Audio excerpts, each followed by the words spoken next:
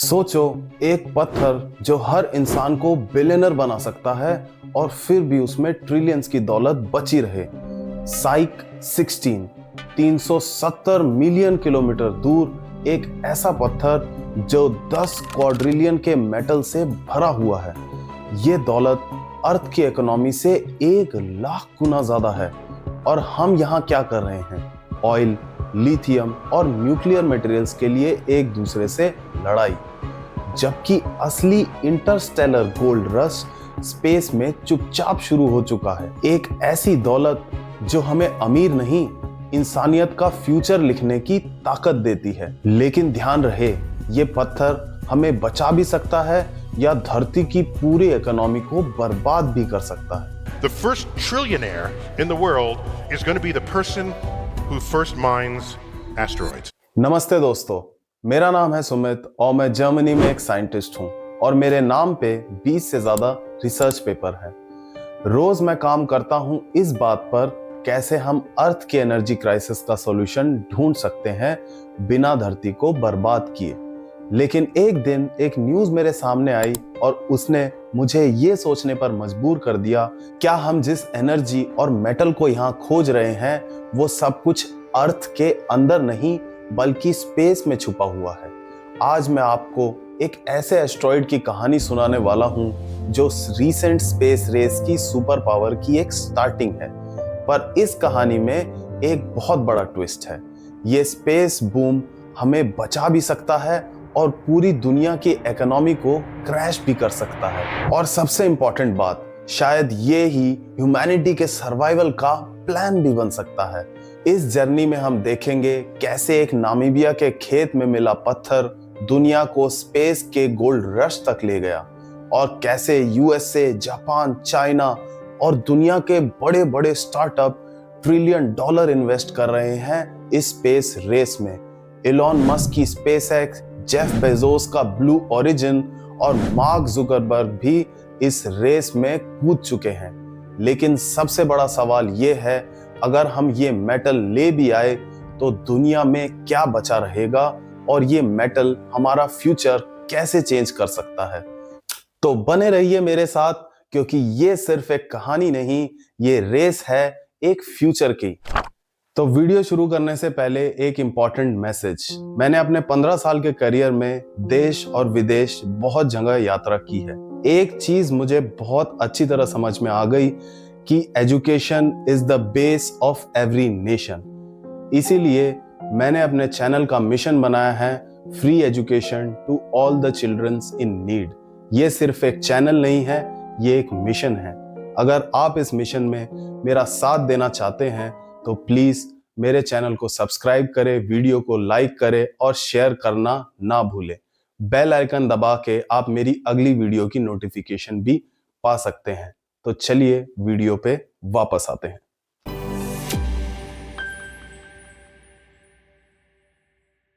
और इस कहानी को समझने के लिए हमें वापस जाना होगा पास्ट में, अफ्रीका के एक देश नामीबिया में।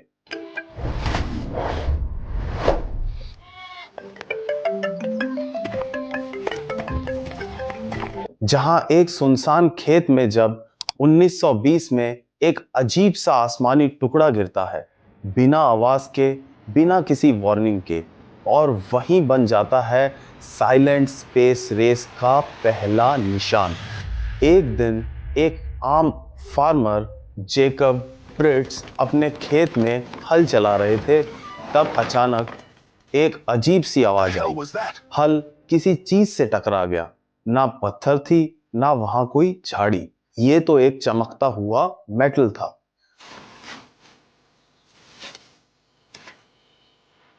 That's not a rock. It's too smooth. उस फार्मर ने जमीन के नीचे पाई एक कार जितनी बड़ी metal slab. What in God's sky? Drop this. ना बनाई गई थी, ना ये जमीन की थी, वो आई थी स्पेस से। और इस स्पेस मेटेरॉइड का नाम है होबा मेटेरॉइड। 60 टन का जाइंट स्पेस रॉक। और सबसे शॉकिंग बात, वो अर्थ पे गिरा बिना एक्सप्लोजन और बिना क्रेटर के। जैसे किसी ने केयरफुली उसे वहां रख दिया हो। उसके अंदर 84% आयरन और 16% निकल मिला, वही मेटल जिनके लिए हम जमीन के अंदर किलोमीटर तक खोद देते हैं और वो स्पेस के टुकड़े में ये एनरिच थे। पर ये मीटेरॉइड तो आसमान से गिरा था। इसी बात पे साइंटिस्ट स्टन हो गए और एक बड़ा सवाल उठा, अगर ऐसे मेटल स्पेस से गिर सकते हैं तो स्पेस में और क्या छुपा हुआ है। वो नामीबिया का पत्थर सिर्फ एक रॉक नहीं था, वो था एक सिग्नल फ्रॉम द यूनिवर्स और एक साइलेंट इनविटेशन जो धरती पे मिल गया। लेकिन ये होबा रॉक तो सिर्फ कहानी की एक छोटी सी शुरुआत है। क्या हो अगर मैं आपको कहूं कि एक पत्थर जो अभी स्पेस में घूम रहा है, उसकी कीमत पूरी दुनिया के इकोनॉमी से भी ज्यादा है और इसकी स्पेस रेस अभी से शुरू हो चुकी है। एक एस्ट्रॉइड जिसका नाम है साइक 16 इतना ज्यादा मेटल कैरी करता है कि अगर उसमें माइन कर दिया जाए तो दुनिया का हर एक आदमी बिलियनर बन सकता है और उसके बाद भी बहुत सारा पैसा बचा रह जाएगा। लेकिन एक प्रॉब्लम है, अगर हम उस एस्ट्रॉइड को सच में माइन करते हैं तो सिर्फ नए बिलियनर्स नहीं बनेंगे बल्कि पूरी दुनिया की इकोनॉमी ही बर्बाद हो सकती है। साइक 16 एक जायंट मेटालिक एस्ट्रॉइड है जिसका साइज लगभग पूरे मुंबई जितना है। ये 370 मिलियन किलोमीटर दूर है, मार्स और जुपिटर के बीच में घूम रहा है। साइंटिस्ट कहते हैं कि ये एक बचा हुआ हिस्सा हो सकता है एक एंशिएंट प्लैनेट की कोर का। और इस एस्ट्रॉइड में क्या क्या है? गोल्ड, प्लैटिनम, निकल, कोबाल्ट, वो सब जो हम अर्थ पे खोजने में ट्रिलियंस ऑफ डॉलर्स खर्चा करते हैं, पर यहाँ सब कुछ एक जगह पे है और वो भी टन्स में। नासा ने अक्टूबर 2023 में साइक मिशन लॉन्च किया जिसका टारगेट है ये साइक एस्ट्रॉइड जो $1 ट्रिलियन मेटल से भरा हुआ है। ये मिशन सिर्फ स्पेस एक्सप्लोरेशन नहीं बल्कि एक ऐसी स्पेस रेस की शुरुआत हो सकता है जो पूरी ह्यूमैनिटी का फ्यूचर बदल सकती है। लेकिन सबसे बड़ा सवाल यहाँ ये है, हमने तो सुना था कि पहले गोल्ड रश कैलिफोर्निया में हुआ था, अब ये कैसा गोल्ड रश है जो स्पेस में शुरू हो चुका है? और सबसे इंपॉर्टेंट क्वेश्चन, क्या ये गोल्ड रश ह्यूमैनिटी के लिए एक ब्लेसिंग है या ब्लेसिंग इन डिस्गाइज? अगले कुछ मिनट में हम एक्सप्लोर करेंगे क्या हम सच में एस्ट्रॉइड को माइन कर सकते हैं, किस तरह के एस्ट्रॉइड्स सबसे ज्यादा वैल्यूएबल हैं और सबसे शॉकिंग, अगर हम स्पेस से $1 ट्रिलियन मेटल लेकर आए तो इसका स्पेस और अर्थ पे क्या होगा। तो चलिए शुरू करते हैं एक ऐसी जर्नी जो सिर्फ आउटर स्पेस तक नहीं बल्कि इकोनॉमिक्स, पॉलिटिक्स और टेक्नोलॉजी के फ्यूचर तक जाती है। ये है स्पेस गोल्ड रश। अभी आप सोच रहे होंगे ये इतना बड़ा साइक मिशन इतने पैसे खर्चा करके सिर्फ एक प्रीशियस मेटल के लिए? धरती पे भी ये मेटल मिल सकते हैं। अगर आप माइन करें गोल्ड की, प्लैटिनम की, तो आराम से आप ट्रिलियंस ऑफ डॉलर खर्चा करके ये मेटल्स धरती से निकाल सकते हैं। लेकिन इसका सिंपल सा जवाब है कि ये कहानी सिर्फ प्रीशियस मेटल की नहीं है, ये कहानी है ह्यूमैनिटी के सर्वाइवल की। अर्थ पर नेचुरल रिसोर्सेस खत्म होते जा रहे हैं, हाँ लिटरली खत्म हो रहे हैं, और ये रेयर अर्थ मेटल्स जो आपके स्मार्टफोन से लेके सैटेलाइट्स तक सब में लगे हुए रहते हैं, उनका शॉर्टेज होने लगा है। कोबाल्ट, कॉपर, लिथियम, निकल, ये सब चाहिए ग्रीन एनर्जीज और बैटरीज बनाने के लिए। और अब डिमांड बढ़ती जा रही है क्योंकि सब कंट्रीज पॉल्यूशन कम करना चाहती है रिन्यूएबल एनर्जी से, लेकिन सप्लाई वो तो लिमिटेड है और माइनिंग अर्थ पे होती है तो उसकी वजह से पॉल्यूशन, पॉलिटिक्स, एक्सप्लॉयटेशन भी साथ में आता है। जैसे कि एक एग्जांपल से हम समझे तो कॉन्गो में कोबाल्ट माइनिंग काफी कंट्रोवर्शियल टॉपिक है। चाइल्ड लेबर, एक्सप्लॉयटेशन और एनवायरमेंटल डैमेज। लेकिन साइक जैसे एस्ट्रॉइड में ये सब चीजें पॉल्यूशन फ्री और लार्ज स्केल पर मिल सकती है। इमेजिन करिए एक एस्ट्रॉइड जिसमें इतना प्लैटिनम हो कि पूरी दुनिया की सप्लाई 1000 साल के लिए फिक्स हो जाए, और वो भी बिना जंग किए और बिना जमीन खोदे। लेकिन अगर हम जानना चाहते हैं कि एस्ट्रॉयड में हमें क्या मिलेगा, हमें ये समझना पड़ेगा कि कौन सा एस्ट्रॉयड कैसा होता है और किस एस्ट्रॉयड पे किस टाइप का मटेरियल मिलता है। स्पेस में तो लाखों एस्ट्रॉयड है, लेकिन सब में प्रीशियस मेटल नहीं होते हैं, और सब एस्ट्रॉयड की फिजिकलिटी बहुत ज़्यादा अलग होती है। तो कौन से वाले एस्ट्रॉयड हमें ढूंढने चाहिए? तो सबसे पहली बात, 3 टाइप के एस्ट्रॉयड होते हैं। सबसे पहला एस्ट्रॉयड है सी टाइप एस्ट्रॉयड। इसको कार्बन रिच या फिर वाटर कंटेनिंग एस्ट्रॉयड भी हम लोग बोलते हैं। दूसरे टाइप का एस्ट्रॉयड है एस टाइप एस्ट्रॉयड, जिसको सिलिकेट रिच और मॉडरेट मेटल एस्ट्रॉयड भी बोलते हैं। जो तीसरा वाला एस्ट्रॉयड है वो है एम टाइप एस्ट्रॉयड, जो मेटालिक जैकपॉट है। साइक जो मैंने आपको पहले बताया, ये एक एम टाइप एस्ट्रॉयड है जो मोस्टली निकल और आयरन से बना हुआ है। साइंटिस्ट कहते हैं कि इसमें 1 to 2% गोल्ड और प्लैटिनम हो सकता है। अभी आप सोच रहे होंगे कि 1 to 2% तो बहुत कम है, लेकिन 1 to 2% इतने बड़े मास में बहुत ज्यादा हो जाता है। उसकी वैल्यू ट्रिलियन ऑफ डॉलर भी हो सकती है। सोचो, एक माइनिंग कंपनी स्पेस में जाके एक एम टाइप एस्ट्रॉयड को टारगेट करती है और अर्थ पे वापस आके मेटल डंप कर देती है, तो फिर क्या होगा? फिर होगा एक बहुत बड़ा इकोनॉमिक शॉक। पर सवाल ये है, हम स्पेस में जाके एस्ट्रॉयड को कैसे माइन करेंगे? वहां ना तो ग्रेविटी है, ना एटमॉस्फेयर है, ना रोड़े हैं, ना क्रेन है, सिर्फ वैक्यूम है और -200 डिग्री सी तक का टेम्परेचर। तो कैसे चलेगा माइनिंग का बुलडोजर? माइनिंग अर्थ पे तो समझ में आती है, लेकिन स्पेस में वहां तो सब कुछ घूम रहा होता है। टूल्स काम कैसे करेंगे? कौन सी मशीन यूज होगी? उस मशीन को ले जाया कैसे जाएगा?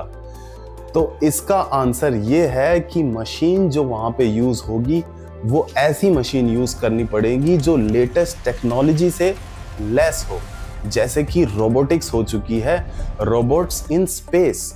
ये ऑटोनोमस आर्म्स बना सकते हैं रोबोट्स की, जो माउंट हो सकती है स्पेसक्राफ्ट में और एस्ट्रॉयड से सैंपलिंग कर सकती है। आजकल तो एआई भी एस्ट्रॉयड माइनिंग में बहुत ज़्यादा मदद कर रहे हैं, एनालाइज करने के लिए asteroid structuring, drilling path, optimum metal concentration zones को एनालाइज करने के लिए।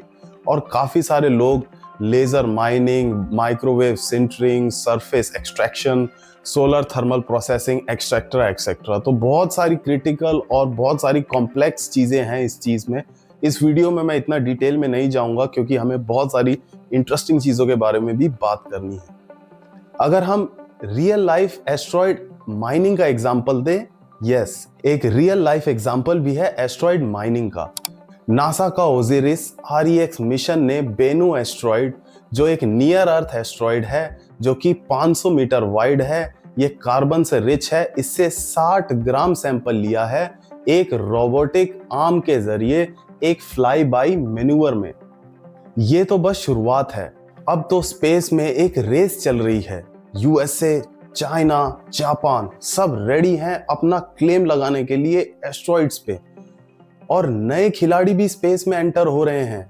प्राइवेट कंपनीज जिनका सपना है रातों रात ट्रिलियनर बनने का, ये कंपनी भी इस रेस में लगी हुई हैं। अगले पार्ट में हम ये देखेंगे कि कौन है इस स्पेस रेस का असली प्लेयर। सोचिए, अगर एक एस्ट्रॉयड $1 ट्रिलियन का है, तो सबसे पहले उस पे क्लेम कौन करेगा? ऐसा तो नहीं है कि कोई भी नीचे से ही, धरती से ही उस चीज पे क्लेम कर दे। अभी बहुत सारी कंट्रीज, जैसे मैंने बताया 3 मेजर एग्जाम्पल, USA है, जापान है, चाइना, इवन यूरोप भी है। कई सारे तो ऐसे स्टार्टअप है जिन्होंने इस चीज पे बहुत इंटेंसिवली काम शुरू कर दिया है। एस्ट्रॉयड माइनिंग का आइडिया कोई नया आइडिया नहीं है, लेकिन इस पे सबसे पहला सीरियस कदम उठाने वाला देश कौन? USA, जापान और यूरोपियन कॉन्टिनेंट, यानी यूरोपियन यूनियन। और अब चाइना भी क्वाइटली एक लॉन्ग टर्म गेम प्लान कर रहा है। अगर हम बात करें USA की, तो नासा और एलॉन मस्क की SpaceX ने अक्टूबर 2023 में एक मिशन लॉन्च किया, जिसके बारे में मैंने आपको बताया, साइक एस्ट्रॉइड वाला मिशन, जिसे साइक मिशन भी कहा जाता है। स्पेस एक्स के फैल्कन हैवी रॉकेट के जरिए इस मिशन को आसमान में भेजा गया और मिशन का टारगेट है साइक 16, एक मेटालिक एस्ट्रॉइड जो कि मैंने बताया 370 मिलियन किलोमीटर दूर है, मार्स और जुपिटर के बीच में घूम रहा है। इस मिशन का ऑफिशियल पर्पस है एक एंशिएंट प्लैनेटरी कोर को समझना, लेकिन ऑफ द रोड ये मिशन एस्ट्रॉइड माइनिंग का ब्लूप्रिंट बन सकता है। जैसे कोलंबस ने अमेरिका डिस्कवर करके एक नया कॉन्टिनेंट का मैप तैयार कर दिया था, हो सकता है कि ये साइक मिशन एक गोल्ड कॉन्टिनेंट की पहली कील या पहली शुरुआत कर दे। अब सिर्फ यूएसए इस रेस में नहीं है। जान के आपको ये हैरानी होगी कि जापान ने भी अपना हायाबुसा 2 मिशन लॉन्च किया था, जो कि एक फर्स्ट रियल टेस्ट था सैंपलिंग का। जापान की स्पेस एजेंसी JAXA ने 2020 में ये हायाबुसा मिशन लॉन्च किया था, जिसके जरिए एस्ट्रॉइड ryugu से रियल सैंपल अर्थ पे लाके दिखाए जाएं। इस मिशन में हॉपिंग रोवर्स या हार्पन स्टाइल सैंपल्स का यूज किया गया था, जो आप स्क्रीन पे देख रहे हैं, और दुनिया को प्रूफ मिल गया कि एस्ट्रॉइड से मटेरियल भी ले जाया जा सकता है और धरती पे वापस लाया जा सकता है। अब इसमें सिर्फ जापान आगे नहीं है। जापान का हायाबुसा मिशन के अलावा, जैसा मैंने बताया, यूरोप की बहुत सारी कंट्रीज यानी यूरोपियन यूनियन बहुत अच्छी तरह इस टॉपिक पे काम कर रही है, बहुत ग्राउंड लेवल पे, जो कि यूरोपियन स्पेस एजेंसी है यानी ESA। इसका एक मिशन है जिसका नाम है हीरा मिशन। ये मिशन काम करता है प्लैनेटरी डिफेंस और एस्ट्रॉइड स्ट्रक्चर को समझने के लिए। फिलहाल ये लोग माइनिंग नहीं कर रहे हैं, लेकिन ग्राउंड वर्क बहुत स्ट्रॉन्ग कर रहे हैं फ्यूचर में एस्ट्रॉइड माइनिंग करने के लिए। तो आप लोगों ने समझा कि कैसे ये बिग कंट्रीज और ये बिग गवर्नमेंट प्लेयर्स रेस में लगे हुए हैं स्पेस की, यूएसए, जापान और यूरोपियन यूनियन। लेकिन असली गोल्ड रश की एक्साइटमेंट वहां शुरू होती है जहां $1 बिलियन ड्रीम्स में $1 बिलियन रिस्क उठाए जाते हैं, यानी कि प्राइवेट स्टार्टअप जो स्पेस को सिर्फ स्टडी नहीं लेकिन ओन करने निकले हैं। बहुत सारे प्राइवेट पायनियर्स भी इस रेस में कूद चुके हैं। जहां गवर्नमेंट मिशन स्लो और साइंटिफिक होते हैं, वहीं प्राइवेट स्टार्टअप्स का मोटो बहुत क्लियर होता है। जैसा आपको पता है, mine, monetise and move fast. एक इस स्टार्टअप का सबसे बड़ा एग्जांपल है एस्ट्रोफोर्ज। ये एस्ट्रोफोर्ज स्टार्टअप यूएस बेस्ड स्टार्टअप है, जिसने 2025 में एक एस्ट्रॉइड मेटल रिफाइनिंग का प्लान बताया। ये अभी तक $1 मिलियन की फंडिंग उठा चुके हैं और क्लेम करते हैं कि एक स्पेस फर्स्ट रिफाइनरी बनाने वाले हैं। एस्ट्रोफोर्ज एक ऐसे टाइम पे बना जब लोग बिटकॉइन में इन्वेस्ट कर रहे थे और ये लोग साइलेंटली एस्ट्रॉइड में इन्वेस्ट कर रहे थे। एस्ट्रोफोर्ज का एक फ्यूचर प्लान है एक मेटल एस्ट्रॉइड को टारगेट करके उसका मटेरियल ऑर्बिट में ही रिफाइन करके धरती पर लाना। समझो एक फ्लाइंग फैक्ट्री जो स्पेस में है और रिफाइन कर रही है। स्पेस में मेटल एक्सट्रैक्ट करो और अर्थ पे बेचो। प्रॉफिट मार्जिन कितनी होगी आप सोच सकते हैं, एस्ट्रोनॉमिकल लिटरली। बहुत सारे दूसरे स्टार्टअप भी हैं जो इस चीज पे काम कर रहे हैं। प्लैनेटरी रिसोर्सेज करके एक स्टार्टअप है, डीप स्पेस इंडस्ट्रीज करके एक स्टार्टअप है। तो बहुत सारे स्टार्टअप अभी इंटरेस्टेड है एस्ट्रॉइड को लेके। तो पहली वेव के जो स्टार्टअप फेल हुए थे, वो अब एक नए तरीके से AI की मदद से वापस रेस में कूद चुके हैं। और अब बात करते हैं एक बहुत बड़े साइलेंट चैलेंजर की, जो है चाइना।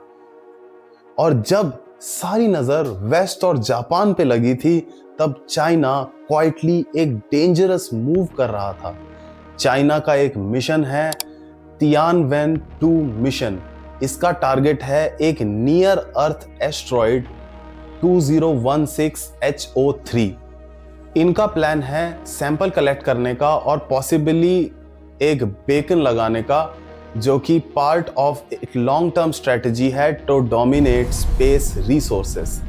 चाइना का लॉन्ग गेम है, पहले एस्ट्रॉइड पे बेस, फिर मून पे रिफाइनरी, एक साइलेंट सेटअप जिसका आउटकम बहुत लाउड हो सकता है।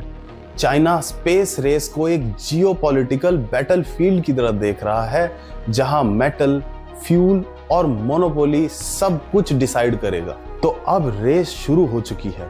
गवर्नमेंट एजेंसी केयरफुली कैलकुलेट कर रही हैं, स्टार्टअप क्रेजी मून शॉट ले रहे हैं और चाइना क्वाइटली स्ट्रेटजी बिल्ड कर रहा है। जो भी सबसे पहले एस्ट्रॉइड माइन करेगा वो सिर्फ मेटल का मालिक नहीं बनेगा, वो फ्यूचर की इकोनॉमी को डिजाइन कर सकता है। लेकिन अगर हम इतना ज्यादा प्लैटिनम ले आए तो क्या होगा? सोचिए, हम हजारों टन प्लैटिनम अगर एस्ट्रॉइड से माइन करके धरती पर ले आए, ये क्या $1 ट्रिलियन एस्ट्रॉइड से दुनिया अमीर बन जाएगी या पूरी इकोनॉमी ही क्रैश कर जाएगी? सोचिए, अगर हम एक एस्ट्रॉइड माइन कर लें जिसमें ट्रिलियंस का प्लैटिनम हो तो सबकी जिंदगी बदलेगी, राइट? लेकिन क्या हो अगर मैं आपसे कहूं कि इतना ज्यादा प्लैटिनम दुनिया की इकोनॉमी को क्रैश कर सकता है? जैसे एक एग्जाम्पल से हम समझे, इकोनॉमी का एक सिंपल सा उदाहरण है, जब किसी चीज की सप्लाई डिमांड से ज्यादा हो जाती है तो उसकी वैल्यू गिर जाती है। अब सोचो, अर्थ पर हर साल प्लैटिनम की सप्लाई होती है कुछ 200 टन, लेकिन एक एस्ट्रॉइड ने हमें लाखों टन प्लैटिनम दे दिया। इमेजिन करो, अगर किसी दिन आप उठते हो और पूरी दुनिया में सबके पास एक लैम्बोर्गिनी है। अब वही लैम्बोर्गिनी स्पेशल नहीं रहेगी, उसकी वैल्यू 0 हो जाएगी। Same with space metals. Rare चीजें जब कॉमन बन जाती हैं तो उनका ग्लैमर और मार्केट प्राइस दोनों ही गिर जाते हैं। तो $1 ट्रिलियन एस्ट्रॉइड का मतलब ये भी हो सकता है कि मेटल का प्राइस क्रैश हो जाए, कंपनीज बैंकरप्ट हो जाए और गोल्ड का चार्म बिल्कुल खत्म हो जाए।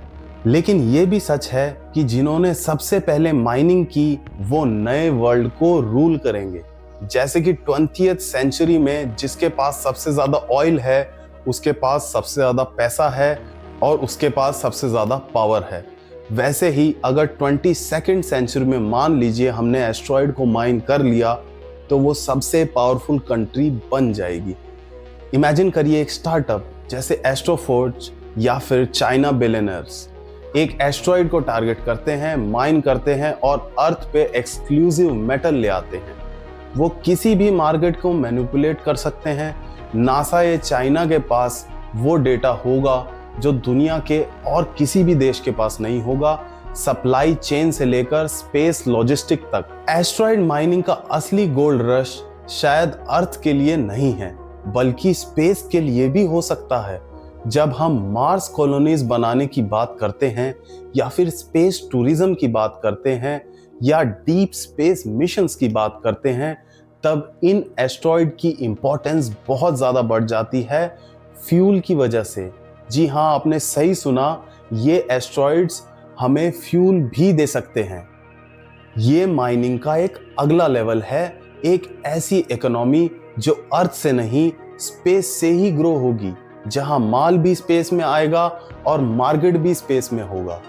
लेकिन जितना बड़ा रिवॉर्ड उतना ही बड़ा है इसका risk. Technological, law, safety, human psychology, इन सब पे इम्पैक्ट हो सकता है, जो कि इस सिक्के का एक डार्क साइड है। एस्ट्रॉइड माइनिंग का दूसरा पहलू है जहां $1 बिलियन ड्रीम से ज्यादा लीगल लूप होल्स, स्पेस मलबा और ह्यूमन ब्रेकडाउन हो सकते हैं। Because every gold rush has a dark side. Her gold rush के पीछे एक डार्क ट्रूथ छुपा होता है। जैसे कैलिफोर्निया गोल्ड रश में बूम आया था, पर साथ में ही एक्सप्लॉयटेशन, वायलेंस और कोलैप्स भी साथ में लाया था। तो अगर हम स्पेस में $1 बिलियन के मेटल चेस कर रहे हैं, क्या हम उसके रिस्क को इग्नोर कर रहे हैं? अब सबसे बड़ा पॉइंट यहाँ पे ये उठता है, सबसे बड़ा क्वेश्चन यहाँ पे ये उठता है, अगर एक एस्ट्रॉइड इतना वैल्यूएबल है तो उसका मालिक कौन है? आउटर स्पेस ट्रीटी 1967 के हिसाब से ये बताया जाता है कि कोई नेशन क्लेम नहीं कर सकता सेलेस्टियल बॉडीज पे। स्पेस एक ऐसी जगह है, एक प्रोविंस है पूरे मैनकाइंड के लिए।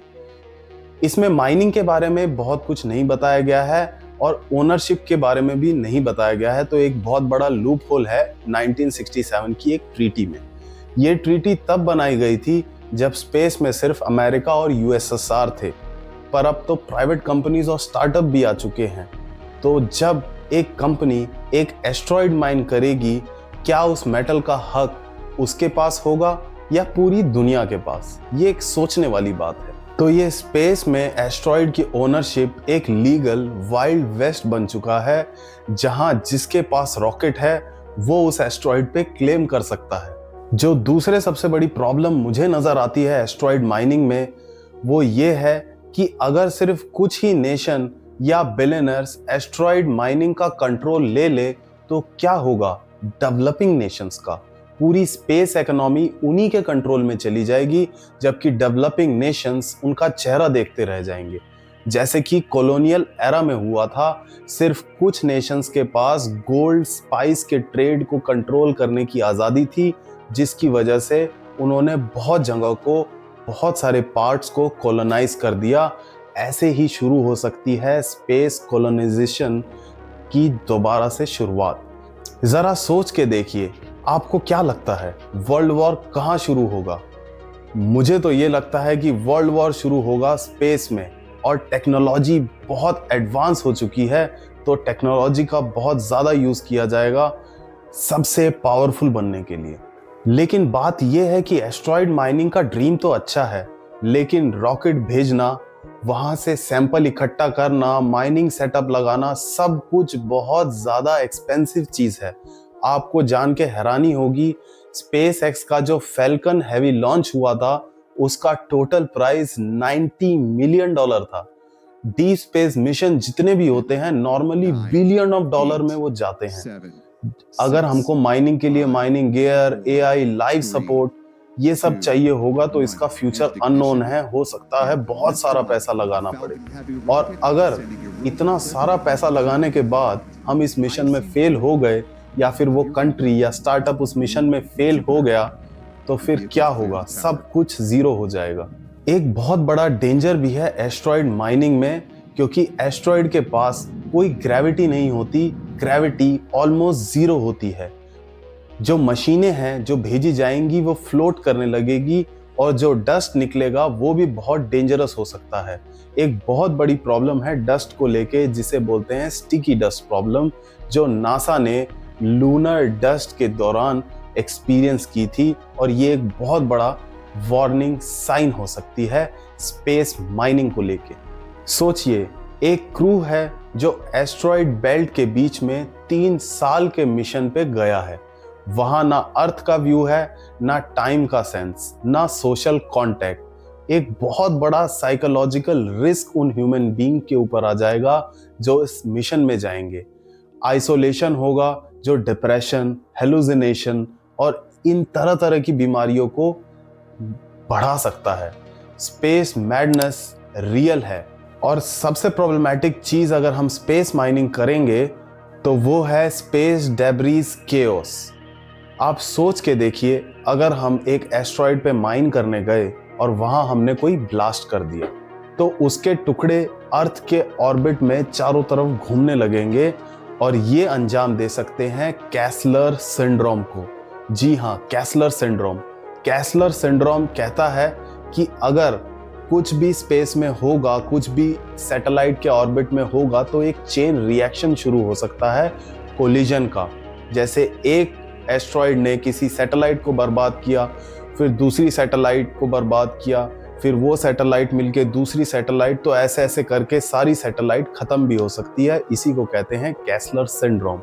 तो समझिए, अगर सैटेलाइट नहीं रहेगी तो जीपीएस, टेलीकॉम, ये सब खत्म हो जाएगा। और सबसे बड़ी बात, साइंटिस्ट ये मानते हैं कि एस्ट्रॉयड माइनिंग से एलियन कंटामिनेशन भी हो सकता है, और क्या पता किसी एस्ट्रॉयड में कुछ अननोन मटेरियल हो जो अर्थ के एटमॉस्फेयर में रिएक्ट करने के बाद बहुत ज़्यादा टॉक्सिक हो जाए। नासा ने स्ट्रिक्ट कंटामिनेशन और रिटर्न एस्ट्रॉइड सैंपलिंग के रूल्स भी बनाए। तो अगर एस्ट्रॉइड माइनिंग ह्यूमैनिटी के लिए एक ब्रेक थ्रू बन सकता है, वहीं ये एक डिजास्टर भी बन सकता है अगर हम ग्रीडी, अनप्रिपेयर्ड या केयरलेस हुए तो। अब सवाल ये है, क्या हम रेडी हैं एक ऐसी स्पेस रेस के लिए जहां स्टेक सिर्फ पैसा नहीं, पूरे फ्यूचर का स्ट्रक्चर चेंज कर सकता है। अगले और फाइनल पार्ट में हम देखेंगे कि एस्ट्रॉइड माइनिंग सिर्फ पैसा कमाने का जरिया नहीं है, बल्कि ह्यूमैनिटी के सर्वाइवल और एक्सपेंशन का भी रास्ता हो सकती है। अगर अर्थ पे सब कुछ लिमिटेड है और स्पेस में सब कुछ अनलिमिटेड, तो क्या एस्ट्रॉइड माइनिंग सिर्फ पैसा बनाने का तरीका है या एक नेसेसरी स्टेप है हमारे सर्वाइवल का? जी हाँ, आपने सही सुना, एस्ट्रॉइड ह्यूमन सर्वाइवल का भी एक बहुत बड़ा स्टेप हो सकते हैं और स्पेस सर्वाइवल का भी एक बहुत बड़ा स्टेप हो सकते हैं। डीप स्पेस ट्रेवल का सबसे बड़ा चैलेंज क्या होता है? सबसे बड़ा चैलेंज होता है फ्यूल। रॉकेट का सबसे ज्यादा मास उसका फ्यूल होता है, जो खुद एक लिमिट क्रिएट कर देता है। पर अगर हम फ्यूल को स्पेस में ही बना सकते हैं तो ये प्रॉब्लम भी सॉल्व हो जाएगी। और फ्यूल को स्पेस में कैसे बनाया जा सकता है? एस्ट्रॉइड से। जैसे कि मैंने बताया था, कुछ asteroid carbon asteroid, C type asteroid, water rich asteroid भी होते हैं। इनके अंदर पानी मिल सकता है और इस पानी को हम इलेक्ट्रोलिसिस के प्रोसेस के थ्रू हम हाइड्रोजन और ऑक्सीजन में चेंज कर सकते हैं, जो रॉकेट फ्यूल के लिए काम आ सकता है। जैसा कि आप लोग जानते हैं, हाइड्रोजन एज अ फ्यूल हमारे व्हीकल्स में भी कई जगह डेमोन्स्ट्रेट होना शुरू हो चुका है। तो अब क्या होगा, अगर फ्यूल हमें एस्ट्रॉइड पे मिल रहा है तो धरती पे आने की जरूरत नहीं है, रीफ्यूलिंग बहुत ज़्यादा इजी हो जाएगी। सोचिए, एक पेट्रोल पंप लेकिन स्पेस में, मार्स के रास्ते में और जुपिटर के ऑर्बिट में। इन एस्ट्रॉइड फ्यूल स्टेशन से हम मून बेस, मार्स कॉलोनीज और इवन टाइटन जैसे मून्स तक इजीली ट्रेवल कर सकते हैं बिना बार बार अर्थ से लॉन्च किए। जैसे कि फॉर एग्जांपल स्पेस एक्स का एक फैल्कन 9 रॉकेट को ऑर्बिट में भेजने का प्राइस है $60 मिलियन। वहीं अगर ऊपर ही डीप स्पेस में एक हमको फ्यूलिंग स्टेशन मिल जाए तो ये बहुत ही कम हो जाएगा। एस्ट्रॉइड वाटर से बनी फ्यूल सप्लाई फ्यूचर के स्पेस पोर्ट्स का फाउंडेशन बन सकती है। एक ऐसी इकोनॉमी जहां सब कुछ स्पेस फॉर स्पेस होगा। सिर्फ फ्यूल ही नहीं, एस्ट्रॉइड से निकल, आयरन और सिलिकॉन भी मिलता है, जो कि स्पेस में कंस्ट्रक्शन के लिए रॉ मटेरियल बन सकता है, जैसे कि 3D printing module from asteroid metals. हम सैटेलाइट बनाने के लिए, स्पेस स्टेशन बनाने के लिए, कॉलोनीज बनाने के लिए बिना अर्थ की सप्लाई चेन का यूज किए। ये बहुत ही रियलिस्टिक प्लान है, क्योंकि अगर आप स्पेस मिशन कर रहे हैं और स्पेस में ही आपके पास मटेरियल है, तो आप अर्थ पे वापस क्यों आना चाहेंगे? नासा और कई सारे प्राइवेट फर्म्स इस पे मिलके ऑलरेडी काम कर रहे हैं और ऐसी टेक्नोलॉजी डेवलप कर रहे हैं जो स्पेस में 3D प्रिंटिंग कर सके। सोचिए, एक फ्लोटिंग फैक्ट्री, एक ऑर्बिटिंग सिटी, एक self sustaining habitat, all build from asteroid material. तो हमारे पास जो अर्थ पे रिसोर्सेज है वो बहुत ज़्यादा लिमिटेड है, ऑयल, वाटर, मेटल और इवन स्पेस भी। और जितनी ज़्यादा पॉपुलेशन बढ़ रही है, उतना ही ज़्यादा प्रेशर बढ़ रहा है अर्थ पे।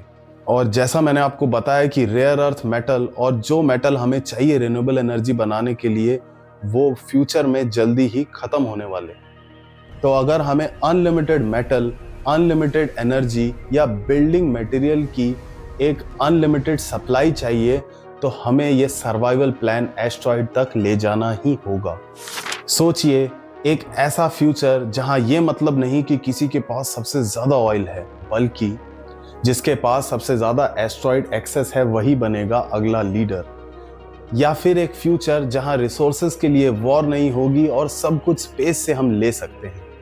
एस्ट्रॉइड माइनिंग सिर्फ एक रेस नहीं है, ये एक टेस्ट है ह्यूमैनिटी के लिए।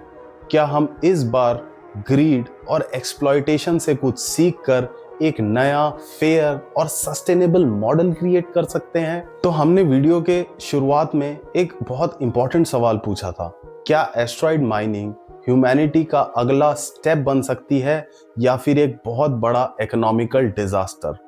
सच तो ये है, ये दोनों हो सकते हैं। ये गोल्ड रश हमें डिस्ट्रॉय भी कर सकता है और हमें एलिवेट भी। तो मैं इस वीडियो को कुछ फाइनल वर्ड्स के साथ एंड करना चाहता हूँ। Space is not empty, is full of opportunities और शायद डेस्टिनी भी। The question is not can we mine the stars, the question is should we. बड़ी ताकत सिर्फ दुनिया नहीं बदलती, इंसान की असली पहचान भी दिखाती है।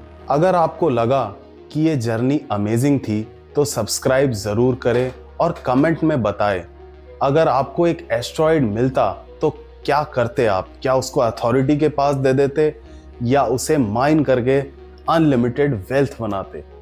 तो चलिए मिलते हैं नेक्स्ट वीडियो में एक नए कॉस्मिक मिस्ट्री के साथ फिर से आपका सर घुमाने। तब तक के लिए take care, goodbye and Radhe Radhe.